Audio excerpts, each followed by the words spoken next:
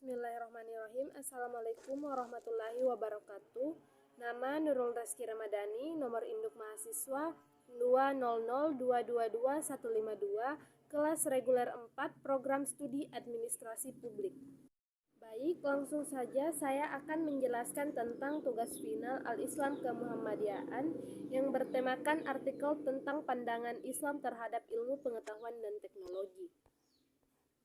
Manusia merupakan ciptaan Allah yang paling sempurna.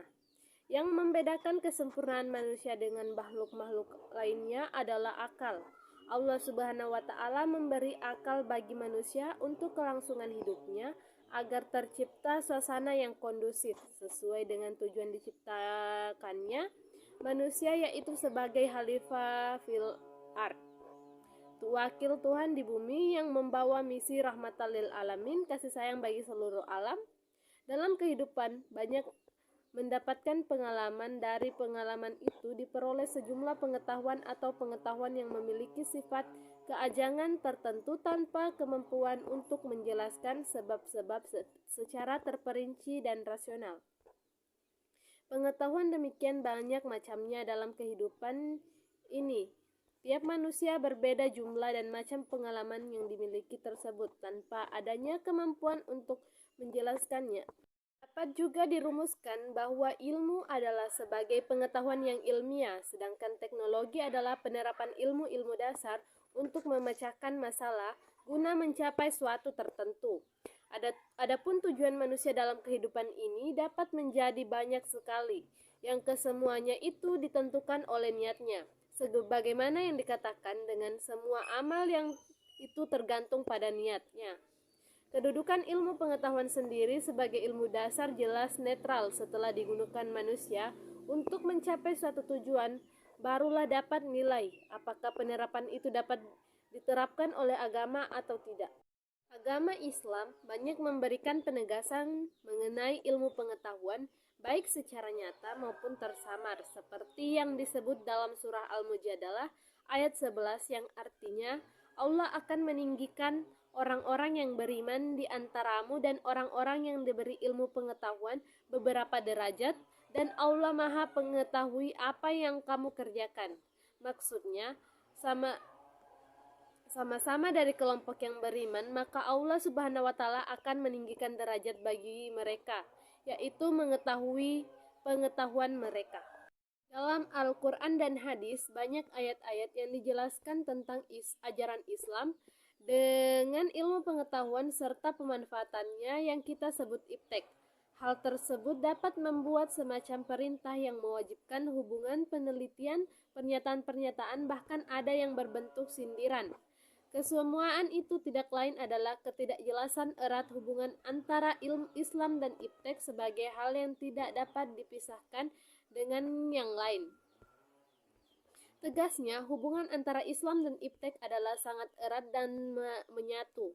Dalam pandangan Islam, iptek juga digambarkan sebagai cara sumber daya menjadi sumber daya lain yang mengubah nilai pada dasarnya.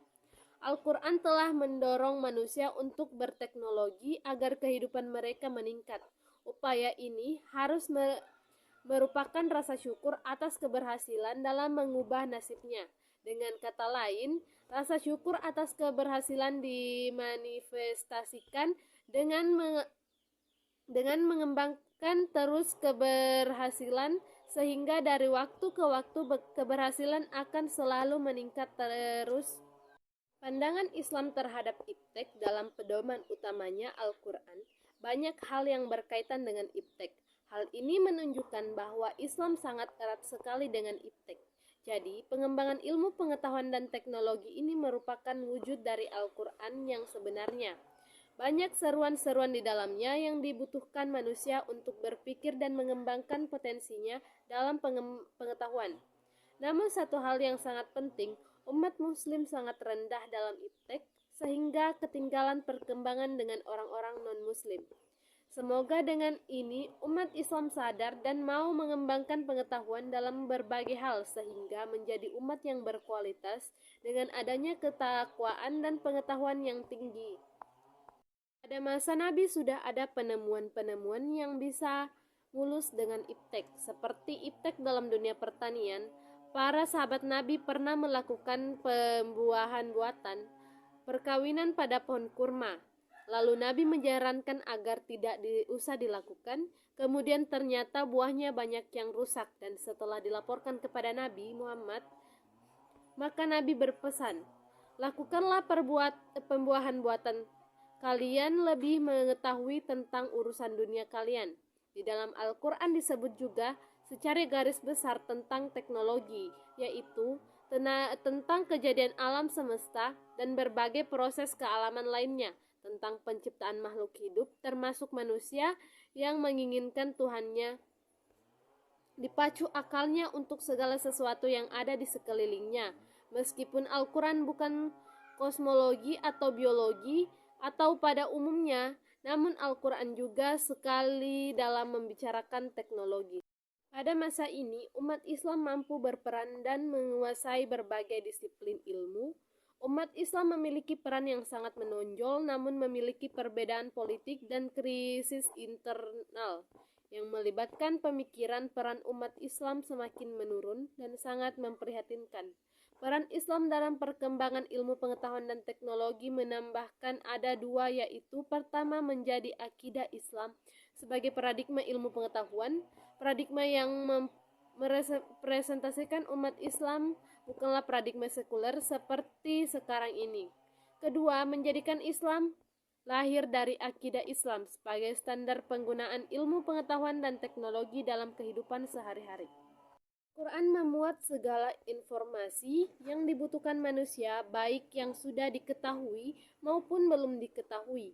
Informasi tentang ilmu pengetahuan dan teknologi pun disebut berulang-ulang dengan tujuan agar manusia bertindak untuk melakukan nazar. Nazar adalah metode mengadakan observasi dan penelitian ilmiah terhadap segala macam peristiwa alam di seluruh jagat ini, juga terhadap lingkungan, keadaan masyarakat, dan historisitas bangsa-bangsa zaman dahulu.